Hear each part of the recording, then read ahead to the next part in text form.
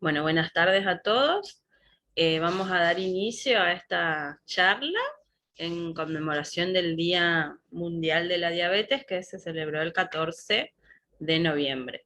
Vamos a contar con la presencia de la bioquímica magíster Isabel Cristina Llanos.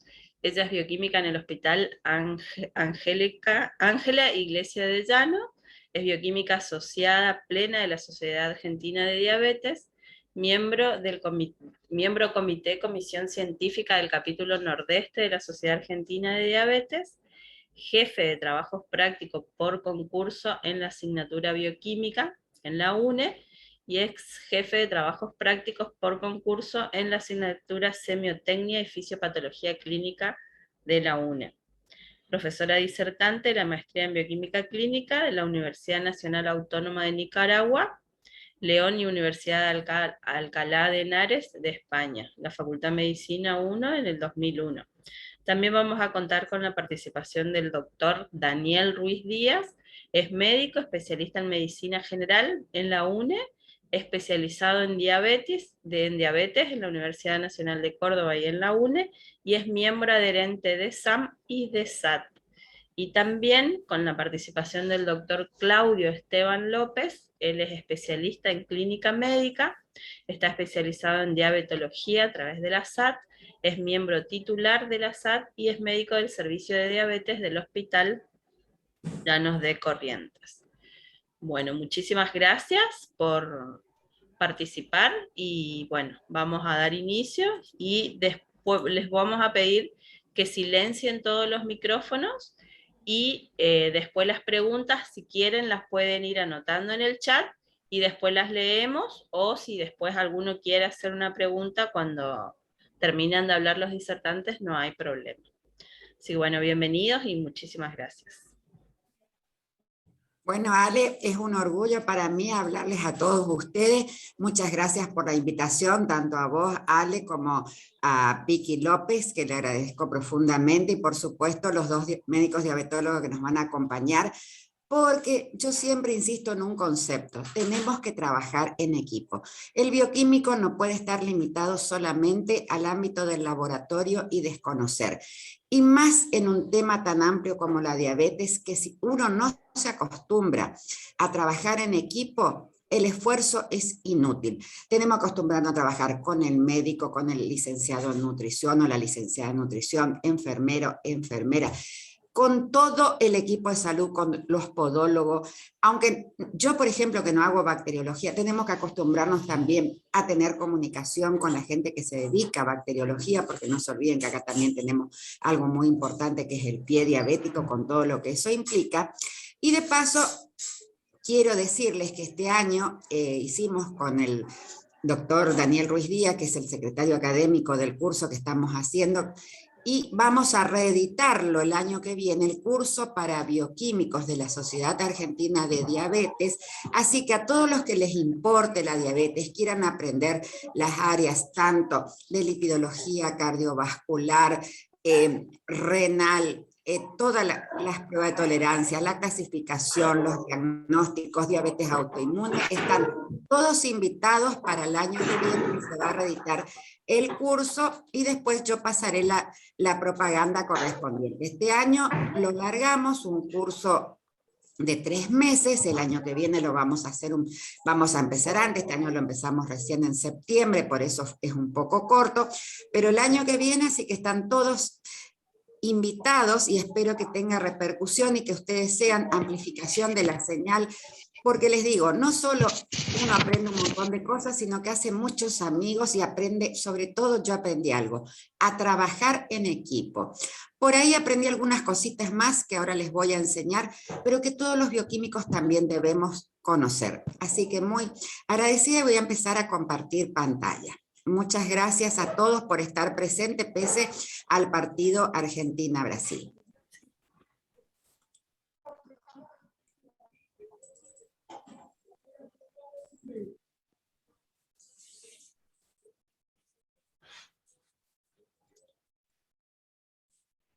Muy bien, hoy el tema específico que vamos a hablar es todo sobre la prueba oral de tolerancia a la glucosa.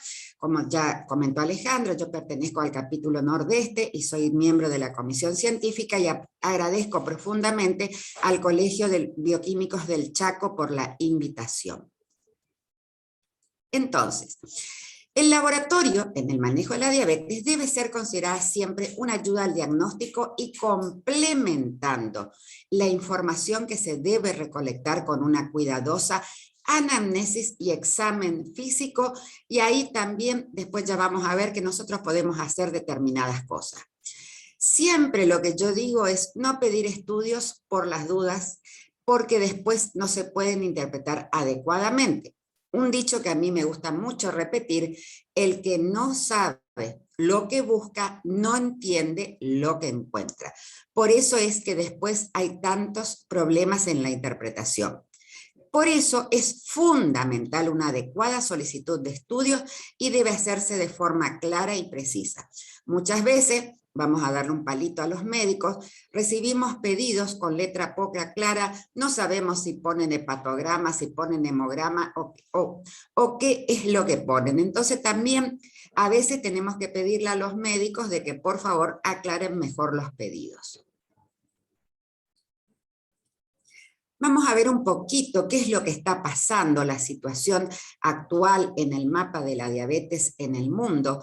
Fíjense cómo son las proyecciones del 2019 al 2045 en América del Norte, en América del Sur y Central, y sobre todo lo que está en violeta. Presten mucha atención, tanto el Pacífico Occidental y países del África, cómo está incidiendo grandemente. Fíjense que unas proyecciones para el 2030 en Oriente Medio y África de más del 13%, y en el sudeste asiático del 12,4%. O sea que como la diabetes mellitus está dentro de las enfermedades crónicas no transmisibles, y lamentablemente esta pandemia de COVID-19 tampoco ayudó mucho, cada vez nos encontramos con el desafío que tenemos más pacientes diabéticos y tenemos que saber diagnosticarlos correctamente. A nivel mundial, fíjense que se ha cuadruplicado en los últimos 30 años. Y es la diabetes mellitus es considerada la 9ª causa principal de muerte. Aproximadamente se dice que 1 de cada 11 adultos presenta diabetes mellitus. Y sobre todo, como ya es ampliamente conocido por ustedes, el 90% tiene diabetes del tipo 2. Y se estima que aproximadamente 62 millones de personas que están en las Américas viven con diabetes. Y este número ha venido increciendo desde 1980. Y se presupone que alcanzará los 642 millones en el 2040, cifra que puede ir variando a medida que se conozcan más datos epidemiológicos post-COVID-19. ¿Cuáles son las principales causas que tenemos para que esto sea considerado, aparte de una enfermedad crónica no transmisible, una epidemia mundial? La obesidad y el sobrepeso, el estilo de vida sedentario y un mayor consumo de dietas poco saludables. ¿A qué me refiero cuando estamos diciendo dietas poco saludables? Quiere decir que tenemos altos contenidos de niveles en carne roja, carnes procesadas, granos refinados y alto consumo de bebidas azucaradas. Entonces, como esto no es solo algo que atañe a la Argentina, América del Sur, sino que es global, es esencial romper este círculo vicioso engendrando más diabetes mellitus durante generaciones. ¿Por qué? Porque tenemos que conocer las estrategias efectivas para prevenir la diabetes mellitus. Entre los pacientes con diabetes tipo 2, las complicaciones cardiovasculares son la principal muerte tanto de morbi y mortalidad, y las complicaciones renales son altamente prevalentes. Entonces, no es que la diabetes es solo una enfermedad del paciente que tiene un poquito de azúcar. La diabetes hace un compromiso global del organismo, y ese es el concepto que siempre lo debemos tener presente. ¿Cuál es el diagnóstico de diabetes mellitus? La presencia de síntomas cardinales, las 4P que todos conocemos, una glucemia plasmática al azar mayor de 200, dos glucemias plasmáticas en ayunas mayores o iguales a 126, entendiéndose por ayuno que sean 8 horas, una prueba oral de tolerancia alterada, o sea que durante la prueba a las 2 horas presenta una glucemia mayor a 200, y si hay descompensación metabólica aguda, debemos suspender, por ejemplo, una prueba y confirmar al otro día haciendo nuevamente. ¿Cuándo indicamos la prueba oral de tolerancia a la glucosa? Cuando la glucosa en ayunas es menor de 126, pero mayor a 110, y tenemos presencia de factores de riesgo que ya vamos a analizar cuáles son.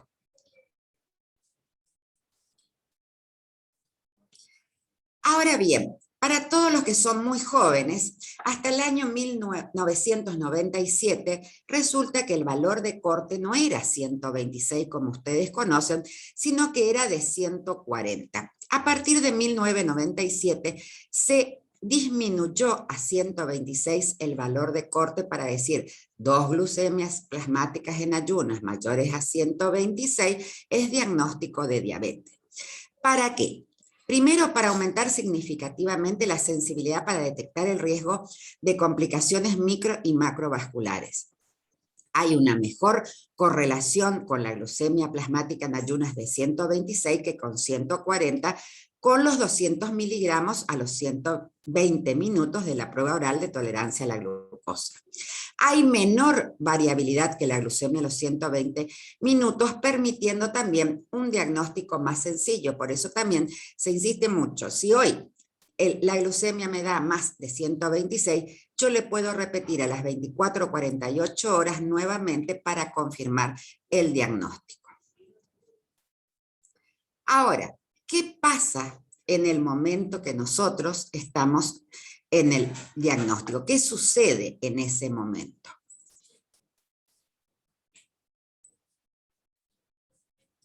Al momento del diagnóstico de la diabetes mellitus 2, sobre todo, ya estamos frente a un proceso avanzado. Aunque el paciente pueda tener 126 en ayuna o 200 a los 120 minutos o una hemoglobina glicada de 6,5, ya algunos de estos pacientes tendrán complicaciones porque ese es el gran problema con la diabetes tipo 2. Los parámetros que disponemos actualmente para diagnosticar diabetes tipo 2 detectan un fenómeno tardío, cuando ya hay grandes posibilidades de haber sufrido daño en los órganos diana. Por años hemos escuchado que no se sabe hace cuánto que estos pacientes son diabéticos del tipo 2 en el momento del diagnóstico, pero así haya sido un segundo, un día o una semana de esto, ya este paciente ha transitado un camino de alto riesgo. Entonces, ¿qué va a suceder en estos pacientes? Al momento de alcanzar los niveles de corte para el diagnóstico, el paciente nunca está al comienzo de un camino. Algunos ya están al final porque estamos llegando tardíamente. Los puntos de corte actuales son solo el criterio de un grupo de expertos que trazan una línea de tiempo en un proceso continuo, que puede ser o más sensible o un poco más específico, pero ¿qué pasa? ¿Cuál es la crítica? Los especialistas deberían intentar reconocer en cada uno de los pacientes el inicio, cuando los valores glucémicos apenas están movidos. Y ahora ya vamos a decir qué significa eso. Dado que posiblemente ya se han activado muchos de los procesos que llevan a las complicaciones. Acuérdense algo que es muy sencillo de recordar. La hiperglucemia crónica sostenida en el tiempo es la madre de todas las complicaciones de la diabetes. Entonces, cuando nosotros tenemos glucemia basal en plasma venoso y nos da una glucemia de ayunas alterada, hablamos la terminología GA. Eso implica que es mayor a 110, pero siempre menor a 126 por normas de la Organización Mundial de la Salud y de la Sociedad Argentina de Diabetes. La Asociación Americana de Diabetes, ellos cortan, en vez de 110, glucemia en ayunas mayor de 100 y menor de 126. ¿Por qué todavía este criterio no se usa en la Argentina?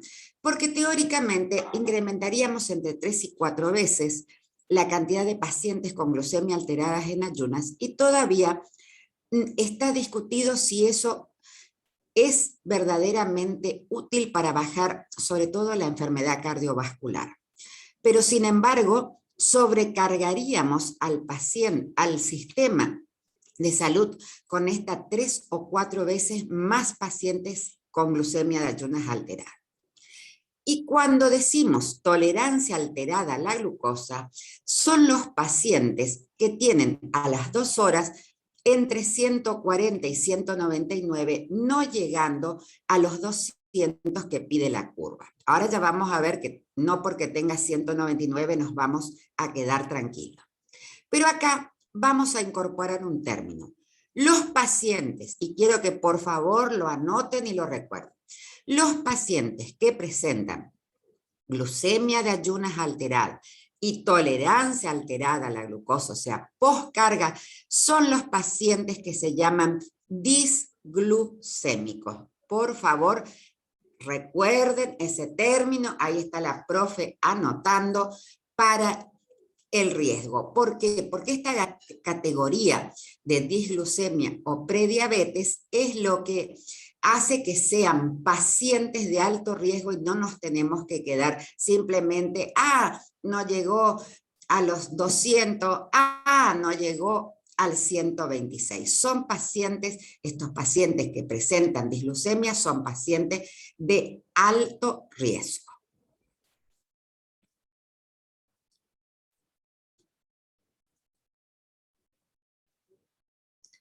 Entonces, la mayor sensibilidad y especificidad para predecir la aparición de retinopatía en las poblaciones estudiadas, y de ahí viene el corte, es mayor o igual a 126 en ayunas y mayor de 200 a los 120, eso me descarta en forma categórica que un paciente que tenga 122 en ayunas y 189 a los 120 pueda desarrollar complicaciones microangiopáticas.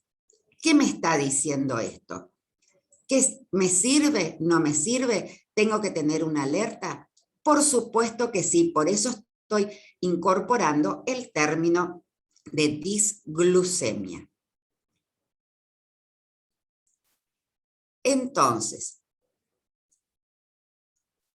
diferentes autores hacen referencia a que tanto en la micro como en la macroangiopatía no se puede establecer claramente un nivel de glucemia que signifique un salto en el riesgo de sufrir estas complicaciones crónicas, por lo menos en las poblaciones estudiadas.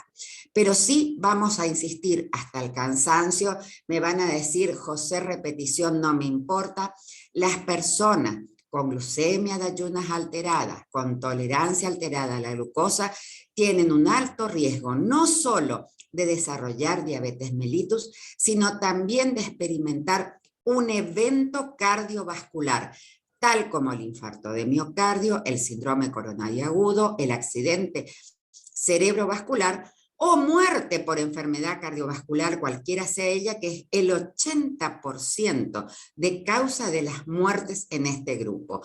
Entonces, respondiendo a la pregunta anterior, ¿me quedo tranquila con alguien que presente 122 en ayunas y 189? Por supuesto que no. Estos pacientes son pacientes disglucémicos y que pueden experimentar cualquier enfermedad cardiovascular y por eso no nos vamos a quedar nunca tranquilos.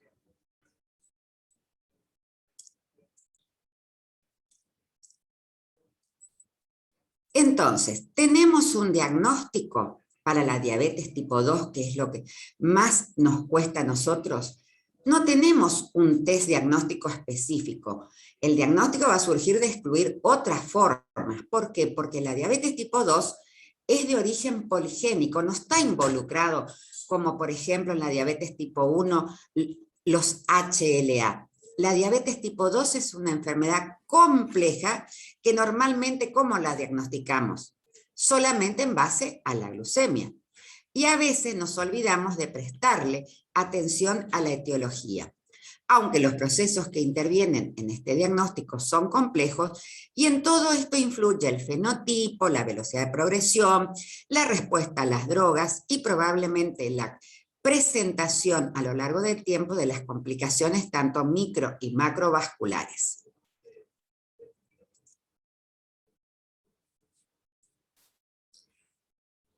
Ahora bien, vamos a ver con respecto a nosotros los bioquímicos, que es algo que nos importa. La glucemia en ayunas tiene una variación intraindividual que puede alcanzar hasta el 8,3. La interindividual es más alta, hasta casi un 13%. Y lo que más problema nos acarrea a nosotros, los bioquímicos, es la glucemia de la prueba oral de tolerancia a la postcarga, o sea, los 120 minutos. Por eso siempre hay que hacerla una sola vez en las mejores condiciones y debemos asegurarnos de que el paciente sepa las condiciones, porque puede haber, repitiéndole al mismo paciente, casi un 17% de variación. ¿Por qué la Sociedad Americana preconiza tanto el uso de la hemoglobina 1C para diagnóstico? Que se lo puede hacer y lo podríamos hacer en la Argentina si todos tuviéramos al alcance de la mano cromatografía líquida de alta presión. ¿Por qué? Porque la variación intraindividual es del 1%, la interindividual de un 3 a un 4%, y sobre todo lo que pregonan más que nada los de la Asociación Americana de Diabetes es que no requiere ningún ayuno. Ustedes saben que para hacer hemoglobina glicada no necesitamos ningún tipo de ayuno y se lo puede realizar en cualquier momento del día.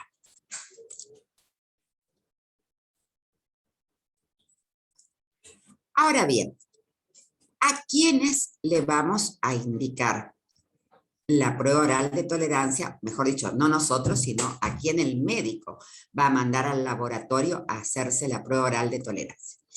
A todos aquellos pacientes obesos o que estén en sobrepeso, que significa, ya vamos a analizar, un índice corporal mayor a 25, a todas aquellas personas que por supuesto estén consumiendo dietas hipercalóricas, ricas en grasa, que eso ya entra dentro de la anamnesis alimentaria que hace el médico.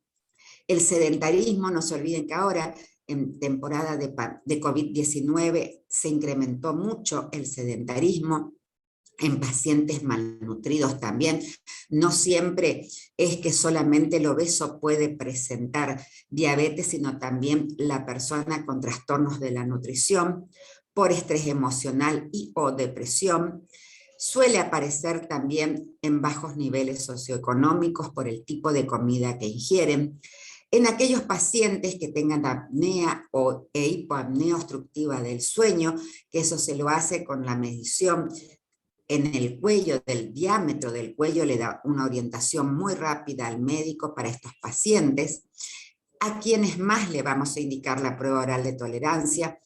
Acuérdense que en este caso del diabético tipo 2, la herencia es 100%, o sea, familiares de primero o de segundo grado con diabetes mellitus, antecedentes obstétricos de diabetes gestacional o hijos con macrosomía, que quiere decir que tengan más de 4 kilos al nacer. A todos los pacientes hipertensos, por supuesto, porque dijimos que la diabetes está muy relacionada con la enfermedad cardiovascular. Aquellos pacientes que tengan un colesterol de HDL menor a 40 o triglicéridos mayor de 150, en ayunas de 8 horas o en cualquier momento del día mayor a 175, que es lo que pide ahora la Sociedad Europea, medir triglicéridos sin ayuno. En aquellas mujeres con síndrome de ovario poliquístico o que presenten acantosis nírica, que ya vamos a hablar con los médicos a qué se refiere, o por supuesto a todos aquellos pacientes, vuelvo a reiterar el concepto, que tengan antecedentes de enfermedad cardiovascular. ¿Qué vamos a hacer y cómo vamos a hacer la prueba de tolerancia en el embarazo? Primero, se le debe realizar a todas las embarazadas en la semana 24-28. En la primera consulta es obligación del médico del profesional que atienda solicitar una glucemia en ayunas. Se debe estimular la consulta precoz y ahora en épocas de COVID-19 ya hay guías COVID de la Sociedad Argentina de Diabetes para diabetes gestacional. Ahora bien, ¿cómo vamos a hacer la interpretación de los resultados? Una glucemia menor de 140, hablamos de que la prueba es normal. Se dice tolerancia normal a la glucosa. Entre 141 y 199, tolerancia alterada a la glucosa. Y mayor de 200, diagnóstico que debe ser confirmado, y eso es lo que ustedes deben acostumbrarse a hablar con el profesional que atiende a estos pacientes para saber si es suficiente con eso, porque él ya hizo la anamnesis de este paciente y tiene a veces más datos que nosotros los bioquímicos, y muchas veces puede ser suficiente y el médico les puede decir, ya es suficiente, no necesito otra confirmación. Eso siempre va a depender de que ustedes hablen con el médico. ¿Cómo voy a hacer? Se la debe hacer a la mañana con 8 horas de ayuno. Y acá me voy a detener un poquito. Vamos a suponer que viene un paciente a hacerse la prueba. Yo no le pregunté nada, pero resulta que yo no le pregunté a qué hora cenó. A mí me ha pasado en varias oportunidades de obtener una curva plana. Interrogando al paciente me dice, lo que pasa, doctora, es que yo siempre ceno a las 7 de la tarde un té con leche. Perfecto, señor. Va a tener que hacerse lo mismo, pero ¿sabe qué? Vuelva la semana que viene. Usted a las 7 de la tarde toma su té con leche, si toma con un pedazo de galleta, con una tostada, con un pedazo de pan o con lo que sea. Y a las 11 de la noche haga lo mismo y viene con las 8 horas. Muchas veces nos interrogamos a los pacientes y por eso a veces obtenemos resultados insólitos. Después también está el paciente que doña Rosa, la vecina, le dijo, mira, no comas 18 horas para así te da mejor la prueba. ¿Y ahí qué me pasó?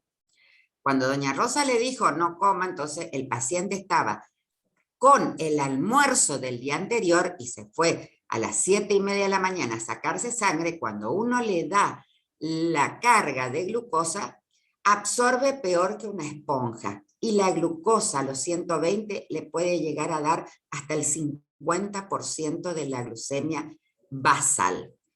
Siempre hay que decirle, los 3 días previos usted coma lo que coma siempre. No tienen que decirle, coma factura, llénese. No, no, no, no. Lo que tienen que decirle es, coma siempre. Si usted come fideo normalmente, bueno, coma su plato de fideo. Usted come arroz, coma su plato de arroz. Usted come un plato de polenta, coma lo que come siempre. Si hace actividad física, haga su actividad física habitual. Lo que no tenemos que permitirle a este paciente es que venga al laboratorio caminando 20 o 30 cuadras. O que vino desde 5 kilómetros pedaleando en bicicleta. Ahí ni se les ocurra hacer una prueba oral de tolerancia porque van a fracasar estrepitosamente. Por supuesto, tienen que preguntarle, ¿usted qué drogas toma usted? No se debe suspender la medicación para la hipertensión, no se debe suspender si está tomando paratiroides, pero sí no se debe realizar la prueba a los pacientes que estén recibiendo glucocorticoides, porque ustedes saben que la prueba no va a servir para nada, y por supuesto, si cursa un cuadro infeccioso, olvídense de hacer. El paciente tiene que estar sentado, tranquilo, no puede fumar, no puede ingerir alimentos y sobre todo, vuelvo a reiterar, sentadito en penitencia esas 2 horas. Voy a dejar de compartir un ratito la pantalla y quiero hacer una pregunta. Acá yo tengo, me voy a poner en pantalla completa.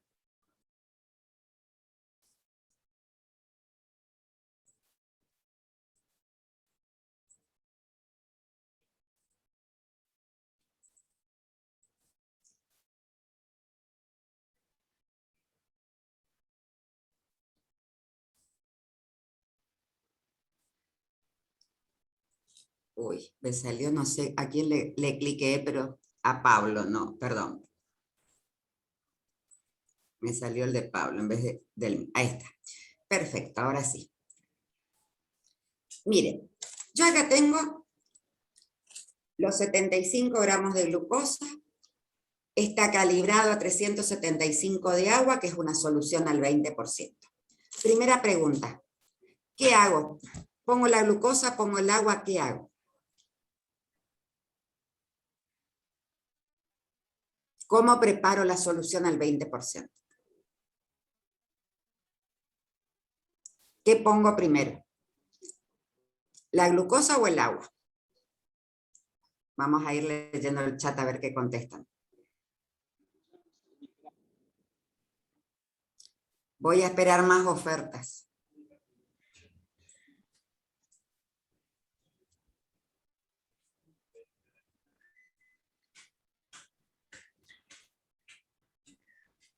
Sigo esperando más ofertas.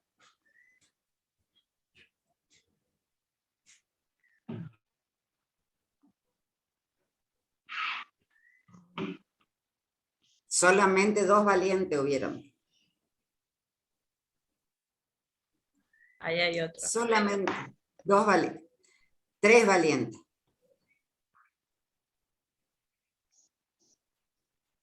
Pueden desmutearse si quiere y hablar, o si no escribir en el chat el que hace, explique cómo hace, digamos.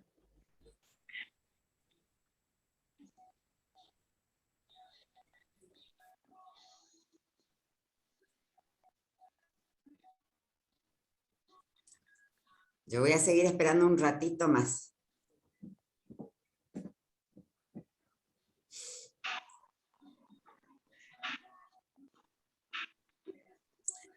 Bueno, vamos a develar la incógnita. Solamente Mónica y Melina están en lo correcto. Primero pongo los 75 gramos de glucosa.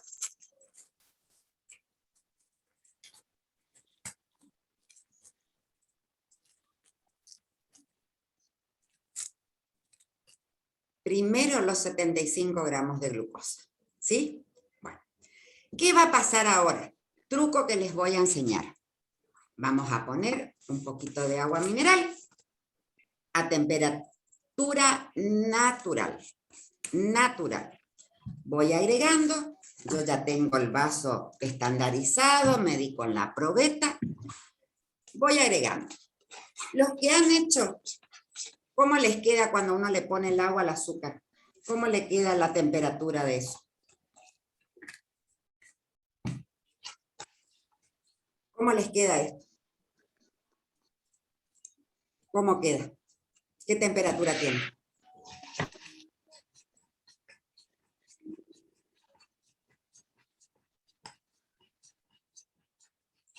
Yo le estoy poniendo agua natural.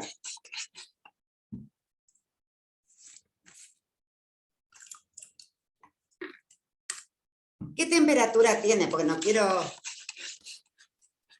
quiero decir, ¿qué temperatura tiene? ¿Alguien tocó alguna vez? ¿Se molestó en tocar esto? Me extraña de ustedes bioquímicos. Queda frío, muy bien, Burgos. Queda frío. Entonces, truco para disolver. Le voy a poner un poquito de agua de temperatura de mate. Un poquito.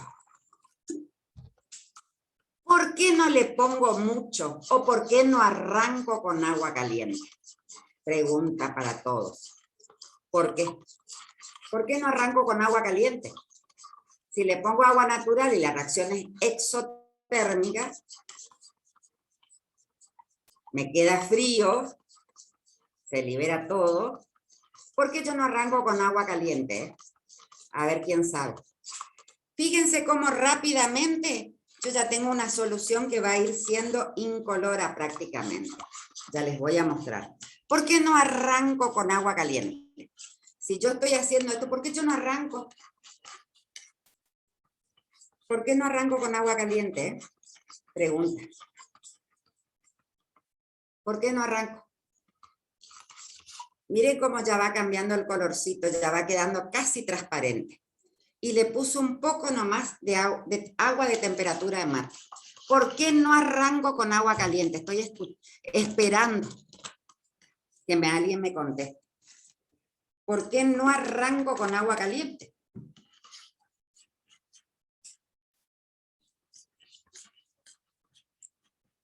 Y más que grumo, yo te voy a decir que se ha pasado otra cosa. No va a ser grumo precisamente. Lamentablemente no va a ser grumo precisamente lo que te pasa. ¿Qué te va a pasar en vez de grumos?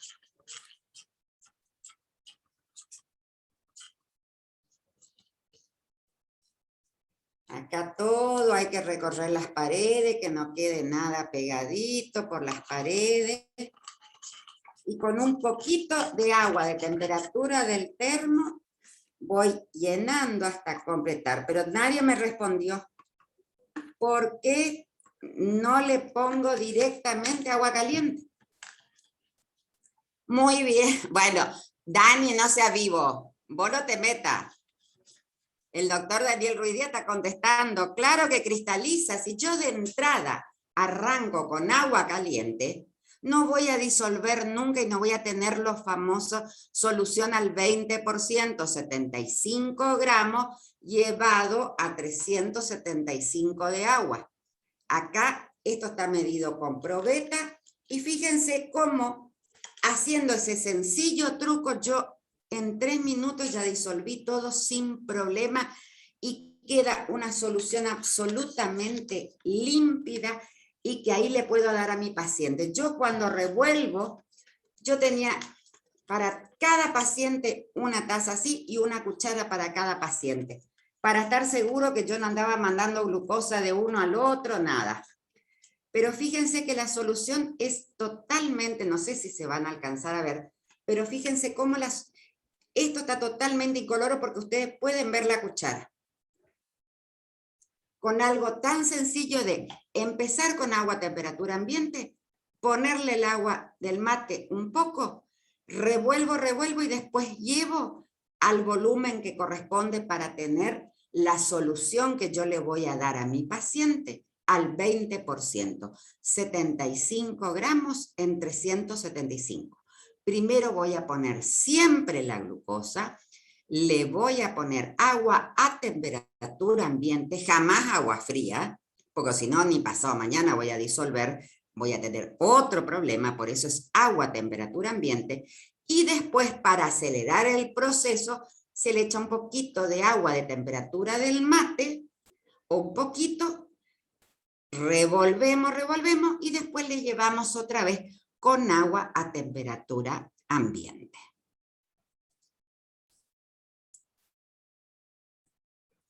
¿Estamos ahora hasta ahí? ¿Quedó súper claro?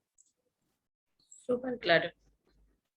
Me gustaría que, yo quiero saber si todos están trabajando así, porque es fundamental que trabajemos todos de la misma manera, porque esto está estandarizado a nivel mundial, no es que a mí se me ocurrió porque yo soy loca, no, esto está estandarizado que se hacen las cosas de esta manera.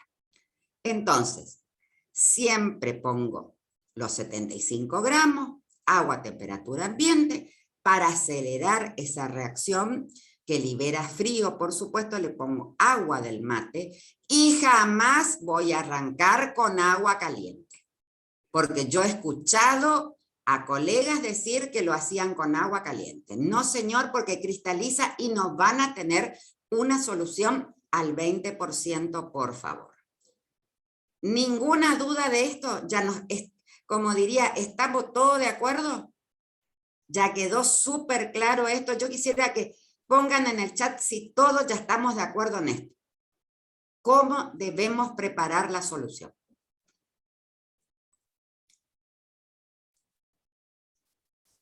¿Estamos todos de acuerdo cómo preparamos? No quiero después que le puse agua caliente, se cristalizó y en vez de al 20, qué sé yo, 15, 18, 12, yo no sé cuándo cristaliza, a qué concentración voy a tener mi solución. Ni de casualidad. Odio los sobrecitos comerciales porque no sé qué tienen. Y aparte, no sabes esos conservantes que tienen, cómo te van a interferir. Descartalo desde ya. Jamás los sobrecitos comerciales de ningún sabor. Totalmente prohibido.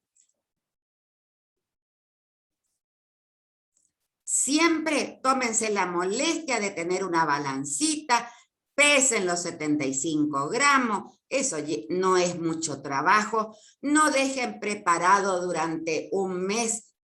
Yo, por ejemplo, estas bolsitas que yo tengo, yo las uso cada semana, directamente. Le hago así para estar segura que eché toda la cantidad. Muy bien, vuelvo a compartir pantalla, empezamos de nuevo. Muy bien, ya nos pusimos todos de acuerdo de lo que vamos a hacer. Ya tenemos todo. Entonces, lo hacemos a la mañana, 8 horas. Le vuelvo a reiterar, pregúntenle a qué hora cenaron, porque si no su esfuerzo es inútil. Y que el que está afuera no le escuche la respuesta. No les digo la cantidad de mocos que me he comido, porque el que estaba atrás del que yo le estaba interrogando, escuchó la respuesta y me mintió con todos los dientes. Así que traten de tenerlo alejado de los oídos ajenos. Seguro la que van y comen a cualquiera. Perdón, ¿me podés repetir? No te escuché, corazón. No, quedó abierto el micrófono más, baby. Por favor, cierren sus micrófonos. Pensé que me decían algo. Bueno, entonces, cuidadito que el que está atrás en la fila, sobre todo en un hospital, no escuche lo que le está preguntando porque le va a repetir como un loro, porque para eso son vivísimos los pacientes. 8 horas, pregúntenle a qué hora cenó. Si el paciente le dice, cené a las 19 horas, señor, vuelva mañana. Depende de la frecuencia con que ustedes hagan la curva en un hospital o si en un privado vuelva mañana, pero usted debe cenar, si usted a las 19 horas su cena, bueno, a las 23 horas coma algo, un té, un café con un pedazo de pan, con algo, pero usted tiene que tener 8 horas. ¿Estamos también de acuerdo en eso, que ahora necesito interrogarle a qué hora cenó para que no tenga un ayuno prolongado?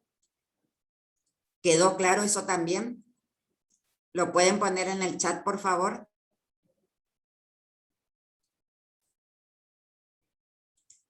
Alejandra, decime si quedó claro, porque yo ahora no estoy viendo el chat porque puse pantalla completa para... Sí, perfecto, dicen todos. Perfecto, bueno, acuérdense la nueva norma. Le voy a hacer una prueba oral a un paciente que vino en bicicleta 30 cuadras. Le voy a hacer... Todos dicen muy bien. Le voy a hacer a un paciente que vino caminando 30 cuadras desde la parada del colectivo, como me ha pasado más de una vez a mí. Todos dicen que no. Muy bien. Si aprendieron todo esto y no se olvidan nunca más, yo soy feliz, porque son las 3 cosas que no... ¿Le voy a decir cómase factura media luna todos los días? ¿Cómase torta? ¿O qué le voy a decir que coma?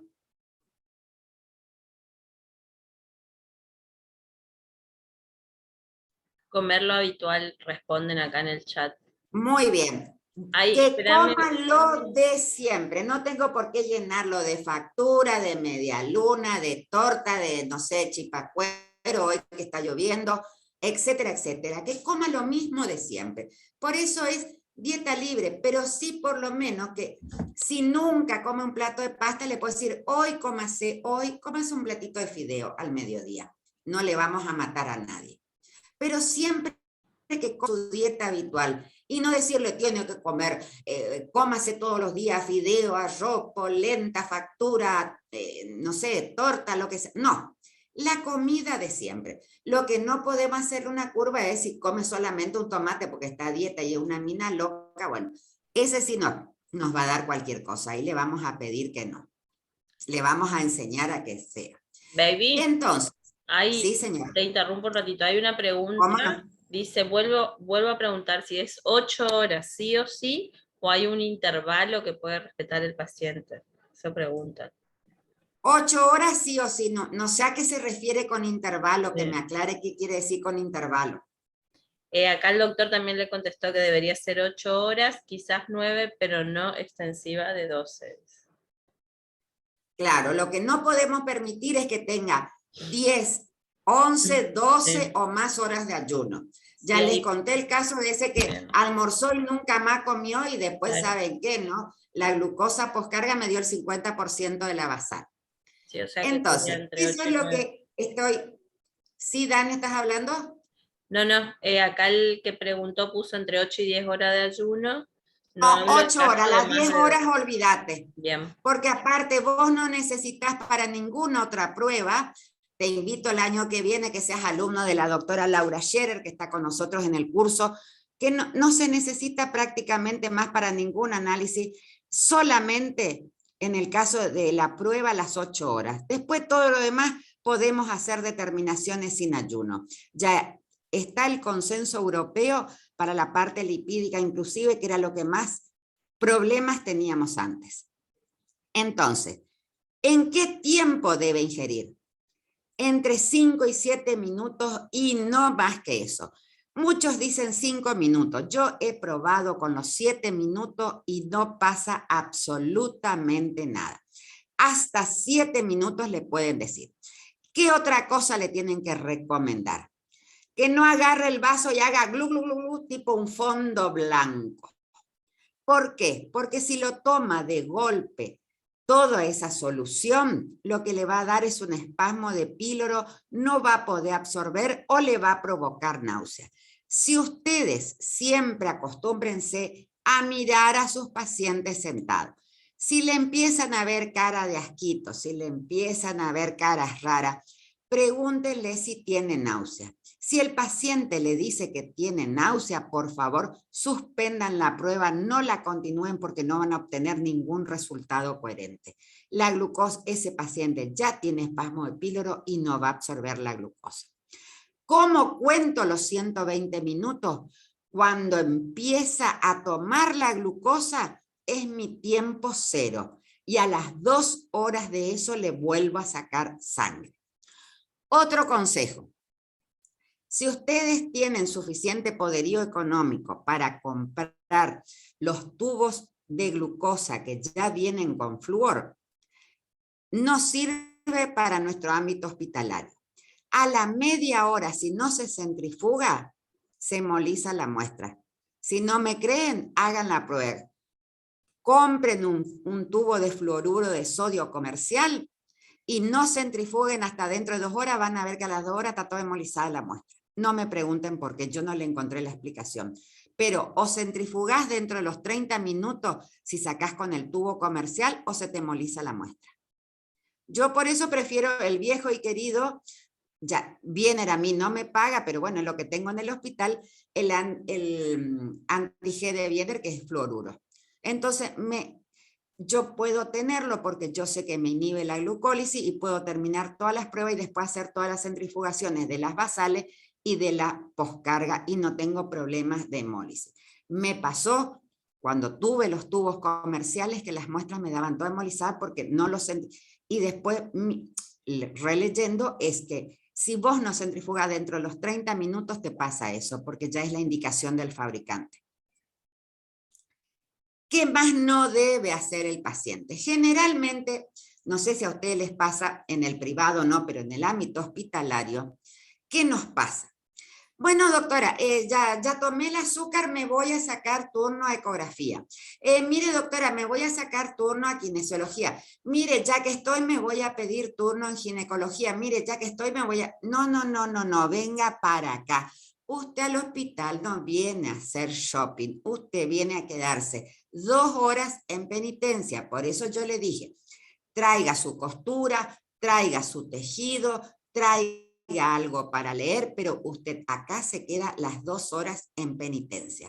Por eso está prohibido lo que llamamos hacer shopping en el hospital. Ya que estoy, me voy a sacar turno con kinesiología, con el cardiólogo, con el ginecólogo, con el clínico, con el diabetólogo, con la radiografía. No, las 2 horas los tienen en penitencia como cuando castigan a los chicos que se portan mal. No está permitido hacer shopping en el hospital el día de la prueba oral. Y acá les quiero presentar algo que ojalá es un sueño que tengo, que podamos hacer todos los bioquímicos del Nordeste. La encuesta FINRIC, donde ya vamos a ver, donde se considera la edad, el índice de masa corporal, el perímetro abdominal, que ya les voy a contar qué es, si realiza o no realiza actividad física, si come frutas, verduras y hortalizas, si tiene algún antecedente de alguna glucemia alta y si tiene algún familiar con diagnóstico, y eso tiene una puntuación normal de 7, de 7 a 11, 2 a 14, 15 a 20 y más de 20. ¿Por qué digo que es un gran sueño que yo tengo?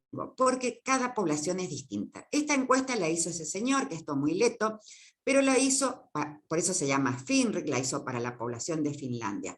Nosotros, hay muy pocos estudios donde hayan hecho una encuesta FINRIC y prueba oral de tolerancia a la glucosa para tener nuestro propio punto de corte. Y ahora vamos a hablar de cómo tenemos que hacer. Fíjense que preguntar la edad es muy fácil. Ahora vamos a ver el índice de masa corporal y el perímetro abdominal. Entonces, los resultados, como acá los puse más grande para que puedan ver, esto es tomada la encuesta FINRIC original de Finlandia. Entonces, si tiene menos, bajo, 11, entre 7 y 11, ligeramente, moderado, alto y muy alto si tiene más de 20 puntos. ¿Por qué les digo que esto es lo que arroja la población de Finlandia? Yo lo probé en el Hospital Llano y a mí el punto de corte, en vez de darme 13, como es para la población finlandesa, me dio 11. Por eso digo, necesitamos más bioquímicos haciendo la encuesta FINRIC y la prueba oral de tolerancia para tener un valor del Nordeste. Peso y talla. El peso y la talla se toman con balanza. Es muy fácil si uno está en el hospital. Si está en un privado, le pueden solicitar al médico que les colabore con la determinación de peso y talla y sacamos según la fórmula de Quetelet, índice de masa corporal es peso sobre talla al cuadrado. ¿Por qué? Porque un índice de masa corporal elevado es un importante factor de riesgo, no solo para diabetes mellitus, sino de otras enfermedades como las cardiovasculares. ¿Cómo puedo medir la circunferencia de cintura? Puedo hacerlo por el más estrecho, por arriba, la cintura ombligo, que es la más común, o como indica la OMS, que sería lo correcto, pero que es más difícil medir cuando termina la última costilla, en el punto medio entre la última costilla y la cresta ilíaca. Por eso generalmente se toma la cintura ombligo, que es lo más común. Si siempre tomamos la cintura ombligo, tenemos que hacerlo siempre de la misma manera. ¿Cómo tenemos que ver?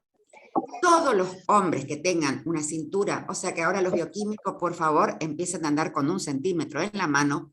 Todos los que sean mayor o igual a 102, riesgo muy alto que está asociado con la enfermedad cardiovascular, y las mujeres más de 88, riesgo muy incrementado. Si no tenemos para tomarle el peso, hay otro índice que les quiero contar, que ahí es muy fácil porque eso lo pueden hacer ustedes, ya no necesitan una balanza. Pueden hacer la relación cintura-talla. Con el mismo centímetro que le pueden medir, le pueden tomar la circunferencia de cintura. Y esa relación cintura-talla se expresa en la circunferencia de la cintura en centímetros, la talla en cintura, y eso si me da mayor o igual a 0,5 tiene riesgo metabólico. La correlación cintura-talla, tanto en adultos como en niños, ha sido incorporado ya en diferentes investigaciones por presentar una buena correlación con los factores de riesgo cardiovascular, y nos olvidamos un poquito, si estamos en un privado, de tener una balanza. En cualquier hospital todos los consultorios tienen balanza. Entonces, eso es lo otro que pueden hacer en un privado. Entonces, para terminar, la medición de la glucemia es un signo vital más en el control habitual del paciente. Acuérdense que cada día no es una fotocopia del otro, algo que aprendimos del doctor Arturo Rola, nuestro ilustre médico correntino de Harvard, que ya falleció lamentablemente en el 2019, y vamos a decir que no hay enfermedades sino enfermos, como decía el doctor Claude Bernal, y como se celebra en el año 2021 los 100 años del descubrimiento de la insulina por Banting, acá traje la historia un poquito de lo que fue desde que Banting, Magleo empiezan hasta que se puede hacer el extracto y se extendió a humanos y quiénes fueron los primeros.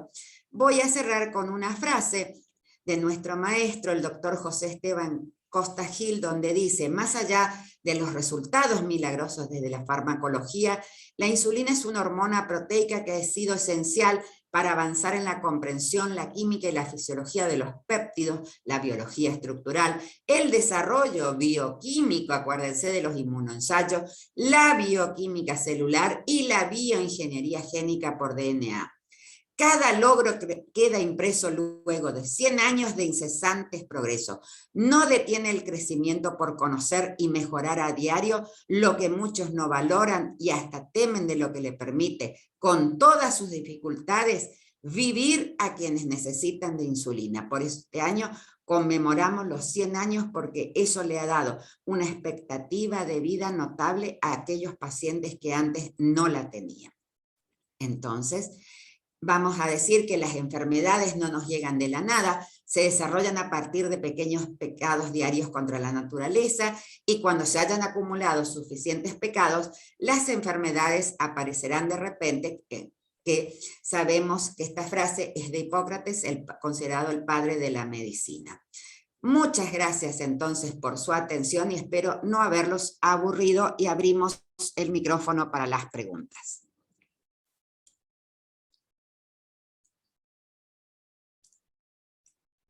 ¿Alguien tiene alguna pregunta? O la escriben en el chat y yo las leo, o le abran nomás su micrófono y le preguntan.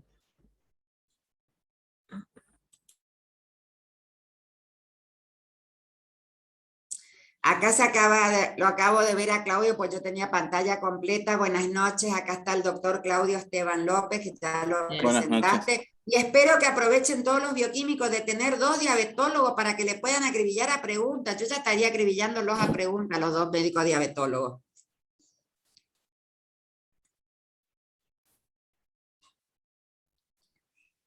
Claudia y Dani, ¿qué pueden contar respecto a los resultados? ¿Por qué no les cuentan un poco su experiencia como médicos diabetólogos con respecto a lo que suele pasar en el laboratorio? Contale un poco, porque es importante que ellos sepan y que sepan integrarse al equipo de salud. Yo sigo insistiendo de que tenemos que integrarnos los bioquímicos. Bueno, había estado leyendo justo la pregunta. Es no medir, dice, hay una pregunta de Melina Morán, Doc, es la tendencia entonces no medir más ayuno para nada más que para la prueba de tolerancia oral a la glucosa. Y la mayoría de las pruebas últimamente están tendiendo al non-fasting, como dicen en inglés. Pero, por ejemplo, para lípidos es mejor no tener ayuno directamente, porque se ven más las lipoproteínas aterogénicas. Los invito el año que viene a sumarse al curso para que la doctora Laura Scherer les enseñe toda esa parte, que es una capa de la Universidad de Buenos Aires. Pero prácticamente, salvo para una glucemia que tengamos o una prueba oral de tolerancia, prácticamente esas son las tendencias a que pidamos cada vez menos ayuno y que sea lo más fisiológico posible. Pero siempre cuando vamos a pedir una glucemia o vamos a hacer una prueba oral de tolerancia, siempre vamos a pedir las 8 horas de ayuno y no extendernos. Porque antes era, no, le hago con 10, 12, 14 horas por los triglicéridos. Eso está fuera, ya es totalmente viejo, obsoleto. Bien, sí, doctora. Una cosita que le estaba comentando recién, que estaba escribiendo en el chat, que en cuanto a la prueba oral de tolerancia, es la que por ahí tiene más variabilidad, que eso lo sabemos. Entonces, el hecho de hacer las 8 horas de ayuno, el ejercicio, de asegurarse de que el paciente no lo haga, y todas aquellas variables que uno pueda ir introduciendo que me modifiquen la prueba, me va a dar mucho mayor variabilidad. Entonces, cuanto uno más ordenado sea, mucho más prolijo, reducimos esa variabilidad, y obviamente eso va a repercutir en el valor, en el resultado que obtengamos. Así tengamos que volver a hacerlo nuevamente al paciente. Y eso por un lado. Y por otro lado, yo creo que es una prueba que debería, a mi criterio, realizarse con más frecuencia.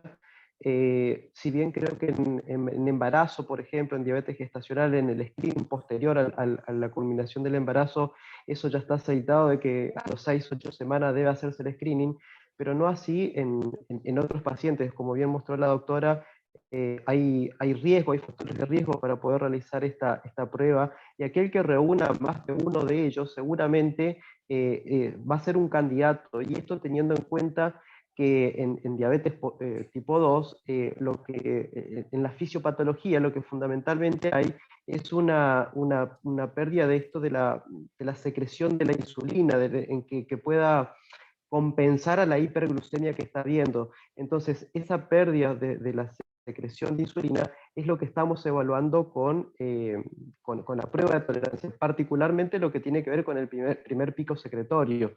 Entonces, eso es lo que pone en juego la prueba de tolerancia. Entonces, creo que hay, o por lo menos en lo que yo veo, creo que se debería hacer un poco más. Habrá pros y contras, obviamente, para poder hacerlo. Tendremos que mirar también en algunos casos con alguna glicosilada, pero me parece que por ahí podríamos utilizarla un poco más. Acá hay otra pregunta Bien. que hace Eduardo. ¿La leíste, Claudio? No. Con respecto a las pruebas que dan en las zonas grises, ¿está recomendado repetir a las 24 horas o es mejor dejar pasar más tiempo? ¿Qué sugerís vos en la prueba oral? No sé a qué se refiere Eduardo también con zonas grises. ¿A qué te referís? No me quedó en claro el término zonas grises. Bien, yo a través de mi experiencia con la prueba de tolerancia oral, yo pido mucho, y aparte como nosotros hacemos diabetes gestacional en el hospital y aparte en el privado, es moneda corriente la prueba de tolerancia oral para mí. Como bien decía la doctora, ya está escrito, está estandarizado, y es el principal problema que veo en la práctica diaria, de que los métodos no son buenos. Yo tengo que interrogar ante cada prueba, como bien explicaba la doctora, las horas de ayuno, la cantidad de glucosa. Muchas veces se le agregan saborizantes, que creo que eso alteraría, o directamente... Altera. No Sí, es que sí, alteraría, altera. sí, no, altera, no quería ser tan, pero... y para nosotros, en la práctica diaria, no es lo mismo tener diabetes que no tener, porque es un factor de riesgo, y todo el proceso posterior al manejo clínico que eso conlleva. Sobre todo las embarazadas. Yo veo en los laboratorios los estándares que se ponen de glucemias normales, y son estándares que no se usan hace más de 15, 20 años. Eso hay que actualizarlo. Las guías están bastante descriptas y actualizadas. Trae confusión al paciente, por ahí el médico que no está entrenado también le provoca confusión, también retrasan las derivaciones, porque nosotros en el hospital somos centro de derivación, pero aquel médico de atención primaria que no ve con la frecuencia, no tiene la oportunidad. Por ejemplo, yo con la doctora Dano interactúo muchísimo, trabajamos, o sea, y aprendo todos los días, por ahí no tienen esa posibilidad. Y si no está realizada como corresponde y siguiendo los estándares de prueba de tolerancia oral, puede haber muchos errores, se puede o subdiagnosticar o sobrediagnosticar, con todo lo que conlleva para el paciente. Y en la población gestante, sobre todo, porque el punto de corte es 140, no es 200. Y muchas veces, si uno desconoce, no lo sabe hacer, obviamente que va a tener un impacto en la evolución de esos pacientes, más con los factores de riesgo que se van agregando. Así que... Bueno, Eduardo lo que está preguntando en realidad, Eduardo, estoy frustrada. No aprendiste el término disglucemia, porque justamente está preguntando con los pacientes disglucémicos. Dice, eso le llama él zona gris. Eduardo, incorpora el término paciente disglucémico. Entonces, con los pacientes disglucémicos, ¿cuánto tiempo ustedes como médicos esperarían para repetir, si es que sugieren repetir una POTG? Lo que pasa es que hay que evaluar en el contexto del paciente. Uno, la prueba de tolerancia oral no lo pide a todos los pacientes, sino, como decía el doctor Ruiz Díaz, aquellos que suman cosas, factores de riesgo, para hablar en un término futbolero, para desempatar, si yo tengo factores de riesgo, no estoy convencido y no me dan valores de rangos para glucemia y son pacientes desglucémicos, yo estoy viendo un paciente que puede desarrollar a futuro diabetes, y ahí voy a intervenir, ya sea con estilo de vida saludable, se lo llama así antes, era medida higiénico-dietética, o también con acción farmacológica. Si yo dudo de la prueba, la vuelvo a repetir, eso no cabe duda, pero la prueba de tolerancia oral no solamente nos da el diagnóstico de diabetes o nos descarta, sino nos habla más todavía de aquellos pacientes que están con una insulinoresistencia que todavía no desarrollan diabetes. ¿Quedó claro o volvemos Sí. a insistir en los conceptos? Justamente Sí, tenemos dos expertos para que le reiteren los conceptos que a ustedes no les queda claro. Para eso los traje a opino lo ellos. mismo Para con que... respecto a esos en grises, a esos son los disglucémicos, o son intolerantes o tienen glucemias de ayuno alterada, que si uno lo ve entrar por la puerta y ve que tiene un abdomen prominente y le pregunta si toma algún medicamento para la presión arterial, ese paciente ya es una mecha que está encendida y puede tener una mecha mucho más larga, pero es una bomba que va a explotar en cualquier momento, ya sea con la patología que sea, porque tenemos que también recordar, creo, traer aquí, de que la diabetes, si bien se diagnostica por la glucemia, es una enfermedad vascular y que sus complicaciones tienen que ver con todo la esfera vascular, y que justamente ahí es donde aparecen los infartos, los accidentes cerebrovasculares, y es eso lo que uno quiere prevenir. Entonces, en esos que están en grises, y si yo sumo algunos otros factores de riesgo, y bueno, ese paciente no voy a esperar a decirle, vení en 6 meses, un año y te vuelvo a hacer esto. No, ese paciente probablemente trate de motivarlo a que vaya a hacer cambios de hábitos, ya sea desde la alimentación y de la actividad física, que son los dos que han demostrado mayor descenso de este riesgo y de la evolución, por ejemplo, hacia diabetes.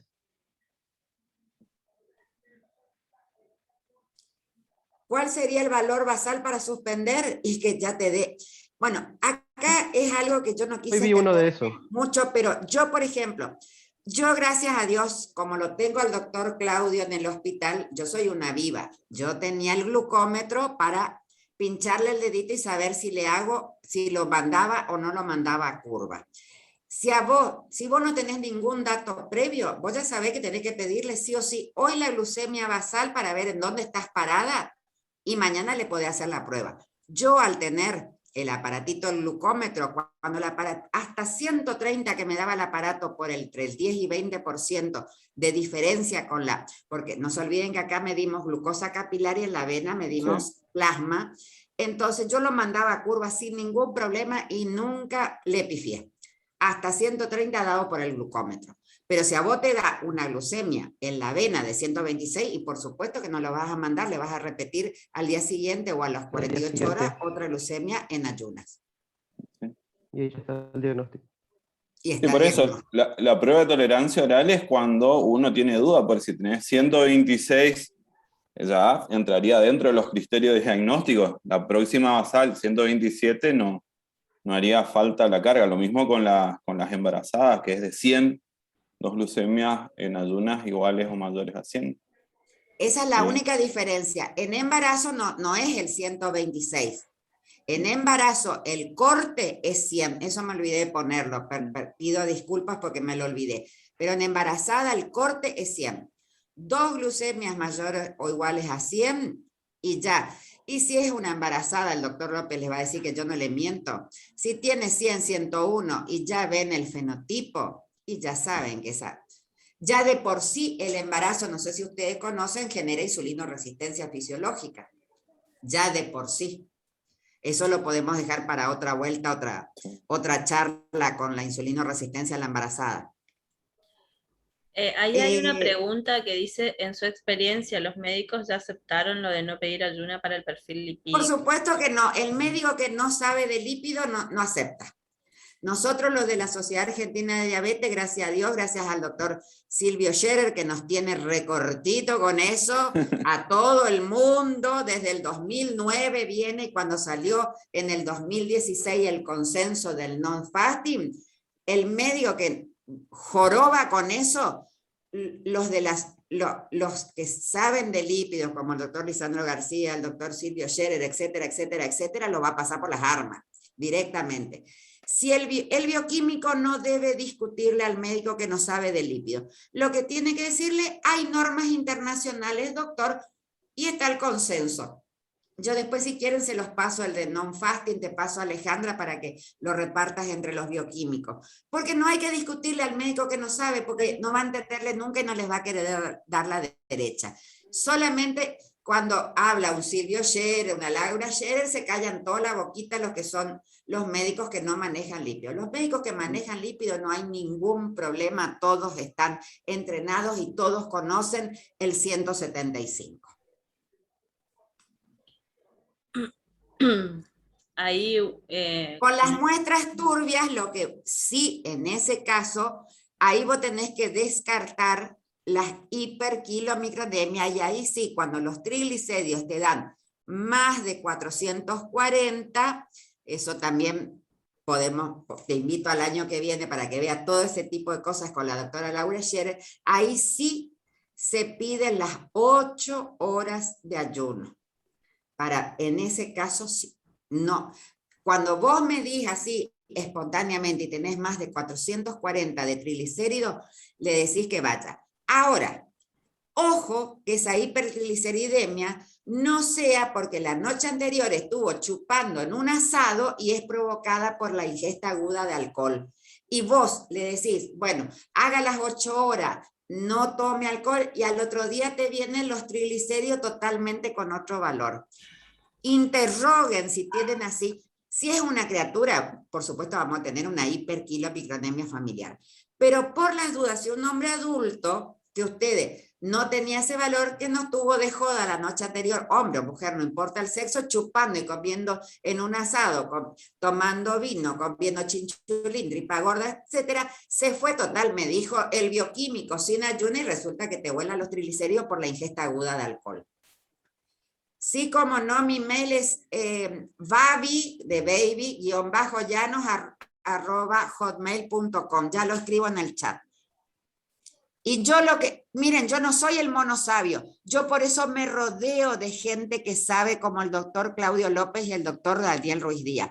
Lo que yo no sé, yo pregunto, porque tampoco me voy a poner en arrogante que yo sé todo. Mentira. Ya lo escribieron. El que les dice yo sé todo, les miente con todos los dientes.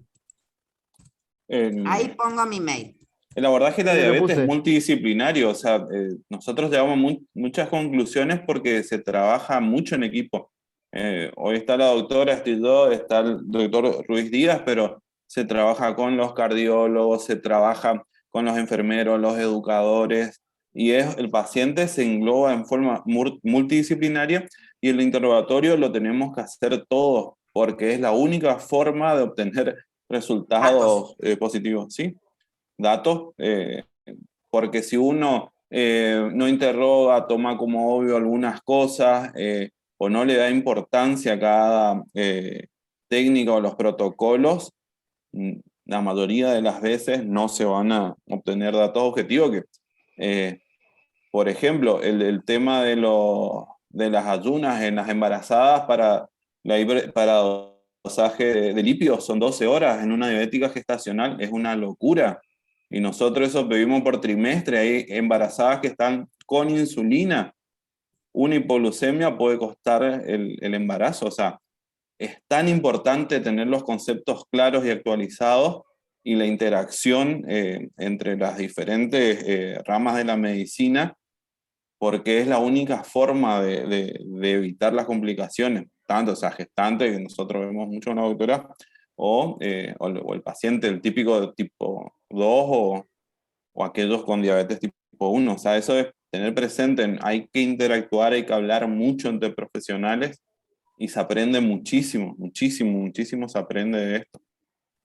A la que puso From Laboratorio para todo, 8 horas, no 12, exactamente. Para lípidos se pide 8 horas, o sea que vos le podés hacer, como siempre, cuando se va a testear los diabéticos que se sospechan del tipo 2, le van a hacer, ya sea la glucemia basal o la prueba de tolerancia, y casi siempre le van a pedir los factores de riesgo, colesterol, triglicéridos, HDL. Acuérdense, anden con 1 centímetro.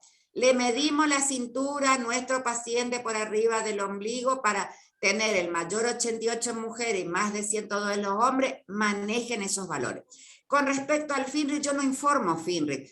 Yo el FINRI lo hago para nuestra población, no es que yo al médico le voy a dar un resultado de un FINRI. Eso no tiene ningún sentido.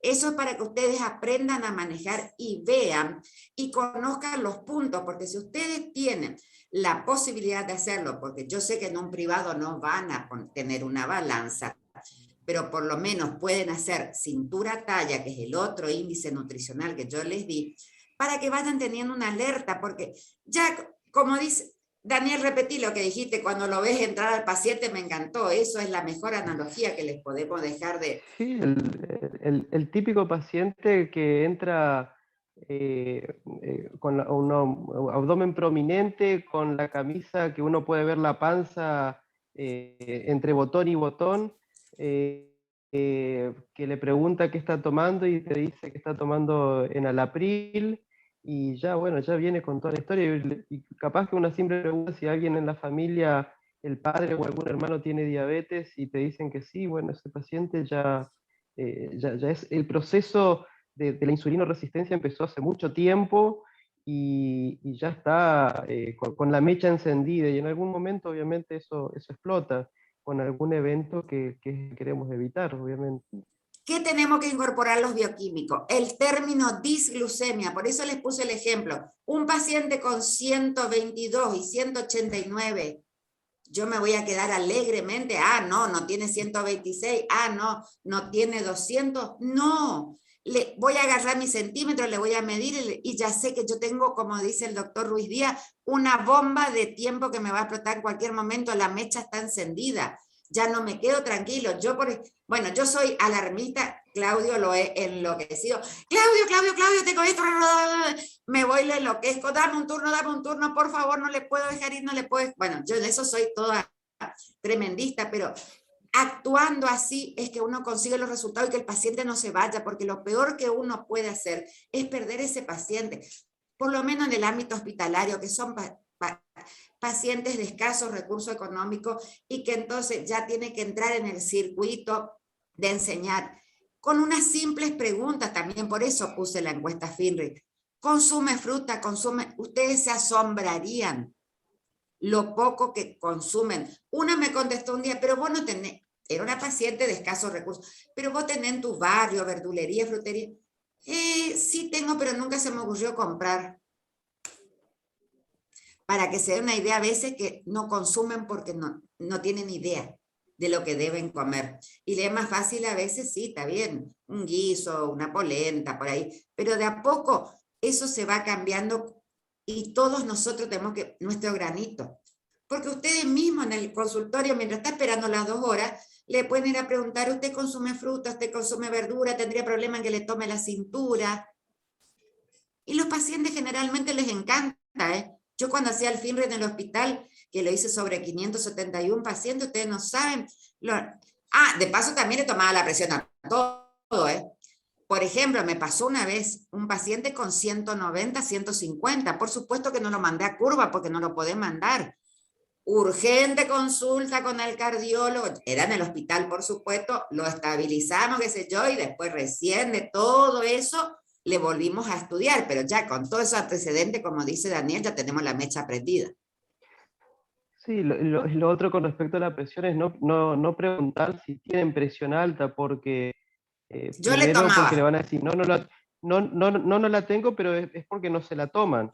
Y segundo, en el otro extremo, el paciente toma 2 o 3 medicamentos para la presión y en general la presión está bien, está óptima o está dentro del objetivo, y por eso les dice que no tienen presión alta, pero tiene el tratamiento. Entonces, por ahí hay que indagar en eso, si está tomando medicamentos, si alguna vez le han indicado, y si se toma obviamente la presión, y no solamente porque el paciente no entiende que la hipertensión arterial es una enfermedad, así como no entienden que la obesidad es una enfermedad y para ellos es gordo, y para nosotros los médicos o los que estamos en salud es obesidad, y eso es un proceso inflamatorio crónico que obviamente va deteriorando toda la vasculatura. Acuérdense que la definición de obesidad es una inflamación sistémica de bajo grado, esa es la nueva definición. Ya le toma más que gordo porque come, acuérdense de eso. Ni que el tejido adiposo es una bolsa de grasa. Es un órgano endocrino, acuérdense. No.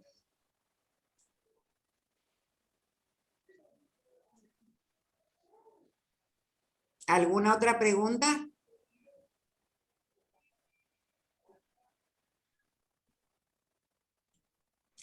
Los apabullamos, me parece. Sí.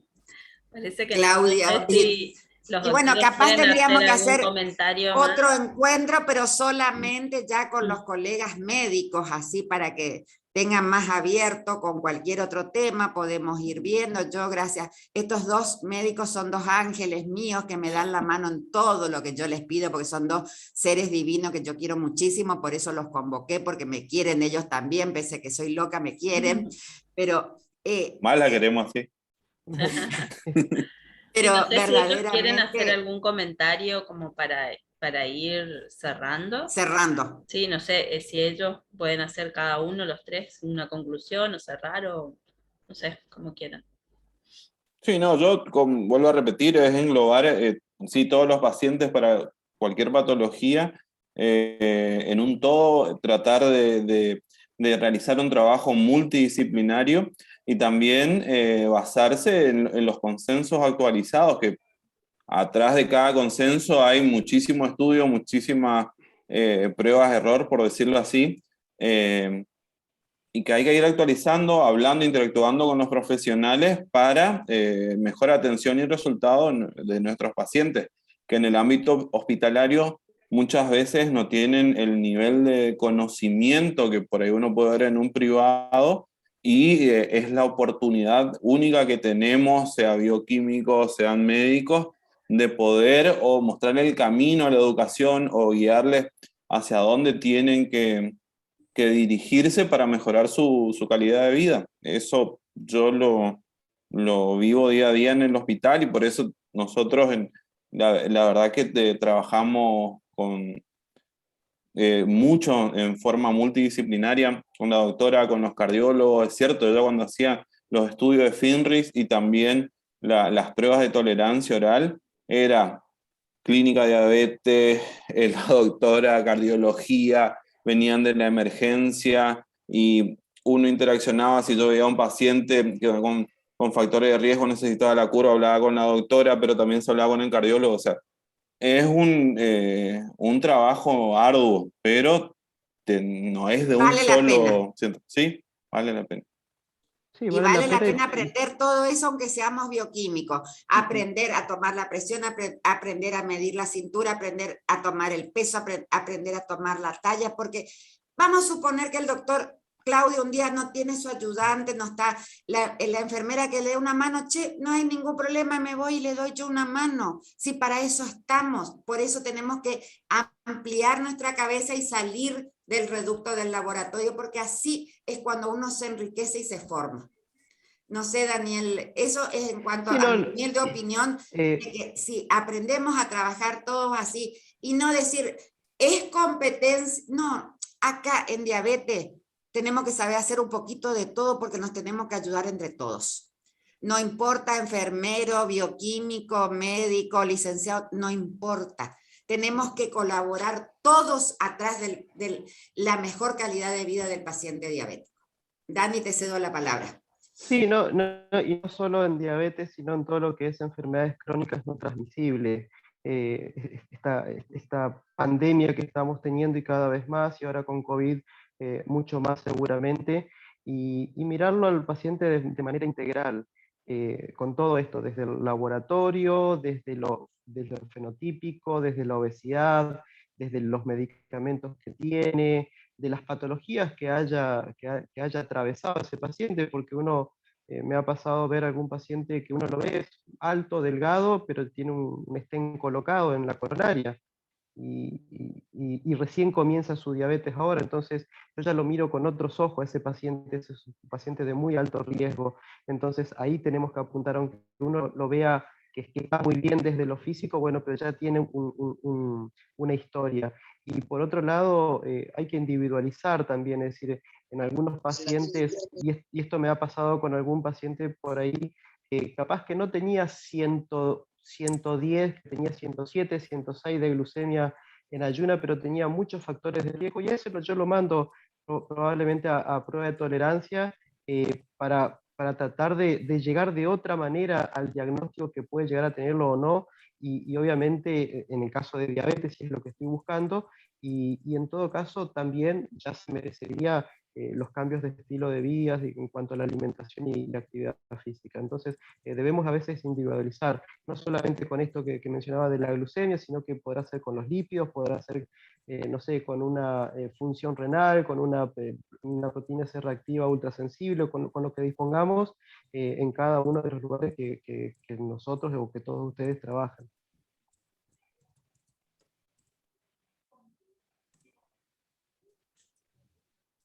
Bueno, acá me están preguntando por el curso. El año que viene, si Dios quiere, lo vamos a volver a editar porque este año hemos tenido una linda convocatoria.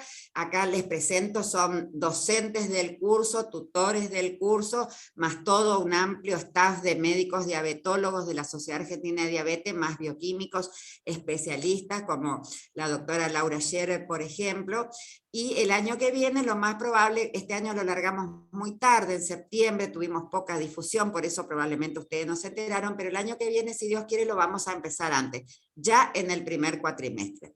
El doctor Claudio López nos dio una excelente clase de renal, que le vamos a pedir el año que viene un poquito más de detalles. El doctor Ruiz Díaz también colabora. Bueno, todo colabora, porque todo en realidad acá no hay, diríamos que somos todos soldados rasos a la hora de dar las clases y de ponernos las cosas para que todos quieran aprender. Hay una pregunta. Para laboratorio el asunto de los triglicéridos se pone sin ayunos, valor normal, hasta 175, y no se pone valores normales, sino acordarte el término, valores de referencia se pone en lípido, no se pone valores normales. Olvídate el lípido poner valores normales, debes emplear el término valores de referencia hasta 175, sin ayuno hasta 150 valores de referencia con ayuno. Pero eso ya te digo, eso todos los médicos que se dedican a lípidos y los bioquímicos como la doctora Laura Scherer o el doctor Fernando Brites, que manejan muy bien toda esa parte.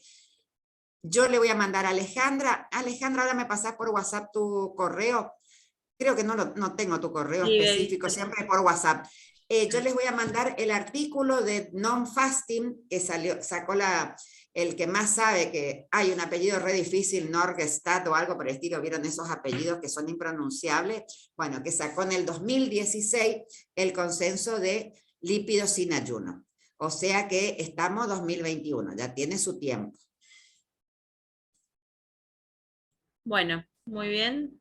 Muchas gracias. Si no hay alguna otra pregunta, vamos a dar bueno, después ahí tienen mi mail, las redes sociales. No, gracias muchas gracias, a ustedes, muchas gracias por participar y por dar su visión, digamos. Está muy bueno lo que dejaron plasmado, digamos, el trabajo interdisciplinario. Estaría genial que se pueda hacer en todas las patologías esto, así que brindamos por eso. Este es el primer paso, Alejandra, yo creo. Este es el primer paso para que nos acostumbremos a trabajar en equipo. Exactamente. Bueno, muchísimas gracias a todos y nos estamos viendo en otra Muchas gracias. próxima Redes sociales, así que me charla. pueden contactar. Dale, Cuando gustes, Alejandra. Vos sabés que me invitás a hablar de diabetes, yo hablo. Primera. Te dije 40 minutos y me pasé a 55 minutos. bueno, listo, muchísimas gracias a todos, nos vemos. Todos Que están tengan- diciendo muy constructiva Sí, la charla. buena. Me encantan Sí, los sí. comentarios. Exactamente. Bueno, que tengan una buena noche y una buena semana. Gracias. Chao, hasta luego. Chao, Gracias, hasta luego. Daniel. Gracias, Chao, chao. Descansen. Claudio, por De nada, chao, acompañarme. chao. Chao, chao. Hablamos. Chao, chao.